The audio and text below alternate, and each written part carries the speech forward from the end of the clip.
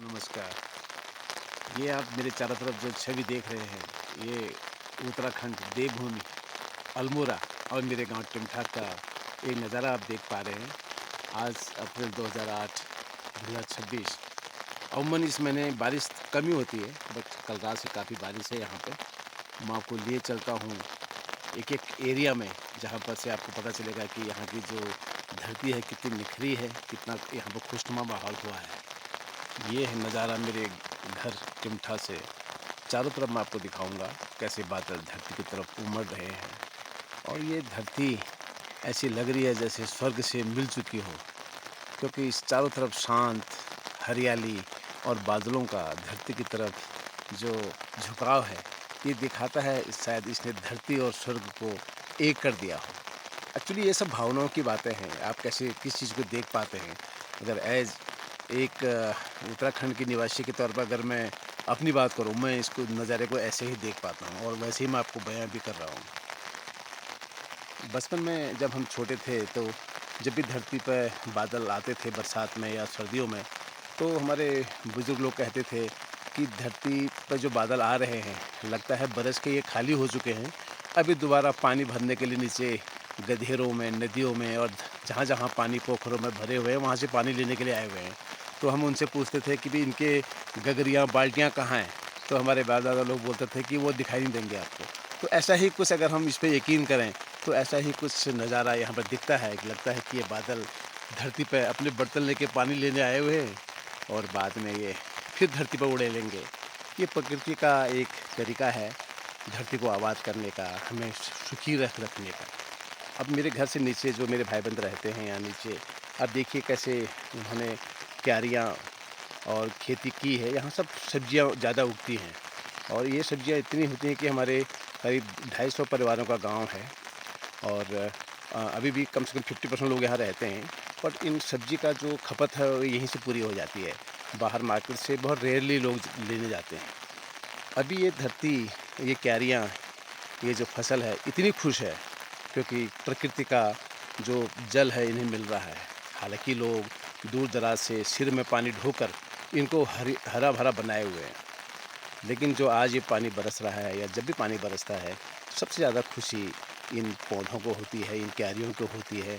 उसके बाद जो यहाँ के पशु-पक्षी हैं, वो खुश होते हैं। इंसान का नंबर तीसरा आता है। तो आप इस वीडियो में कुछ चहचहाते चिड़ियों की आवाज़ें भी सुन रहे होंगे।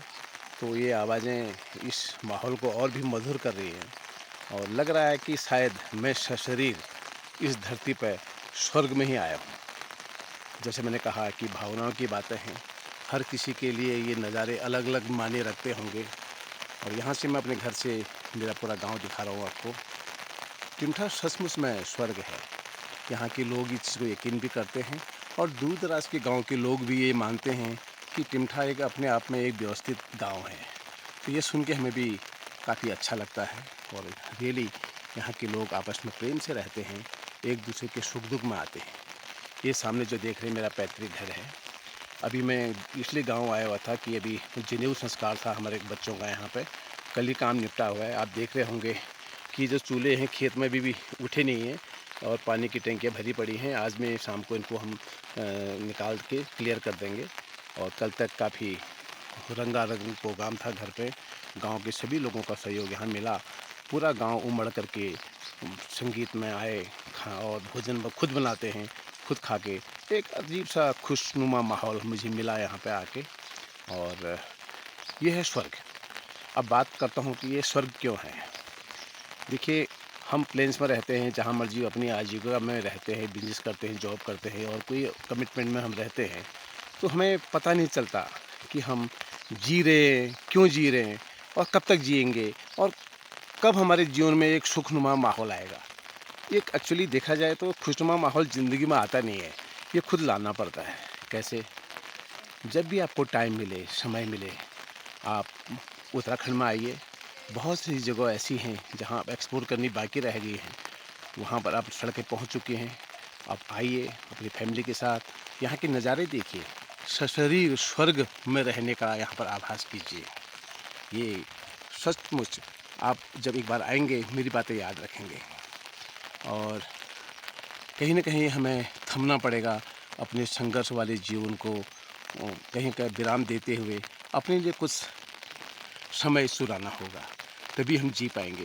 नहीं तो कभी कोई ऐसा वक्त नहीं आएगा जो आपको बोलेगा कि अब कमाना बंद करो और अब अपने लिए जियो। आप ही को खुद करना पड़ेगा, ये पहल आप ही को करनी पड़ती है। ज़िंदगी में संघर्ष तो हर किसी के जीवन में है और संघर्ष होने भी चाहिए, यही हमें मजबूत भी करता है। तो लेकिन अपने लिए कुछ मनोरंजन के, सुख के, शांति के, सुकून के क्षण भी हमें चुराने चाहिए।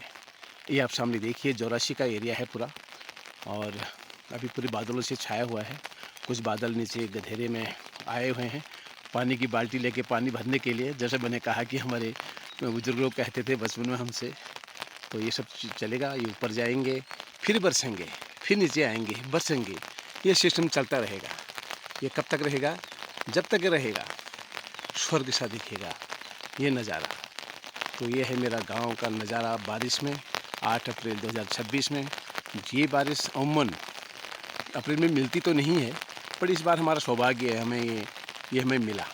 काफ़ी ठंड है, करीब 15-16 डिग्री तक टेम्परेचर होगा, क्योंकि सबके स्वेटर, कंबल गांव वालों के निकल चुके हैं। अंगीठियाँ फिर चालू हो चुकी हैं, फिर लोग सुबह सुबह हलवा और पकोड़े खाने लग गए हैं। यहाँ पे सब घरों के अंदर दुबके पड़े हैं, बस सबके चेहरे पर सुकून है।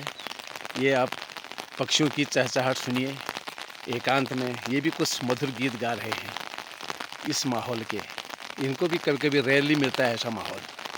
ये हालांकि इनके जो घोंसले हैं वो भीग रहे हैं, इनके बच्चे भीग रहे होंगे, लेकिन नहीं, खुश हैं। इन्हें कोई शिकायत नहीं है प्रकृति के इस प्रोग्राम से। तो आइए, आप लोगों को मैं उत्तराखंड आने का न्योता देता हूँ।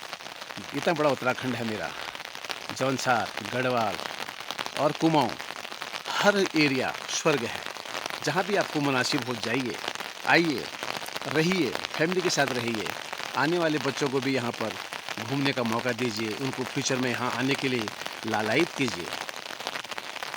तो इन्हीं शब्दों के साथ मैं उत्तराखंड से आपको नमस्कार करता हूँ और हो सकता है कि फ्यूचर में ऐसे ही मैं आपको वीडियो जहाँ के रूबरू कराता रहूँगा।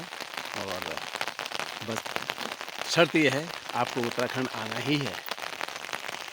जय उत्तराखंड, जय देवभूमि।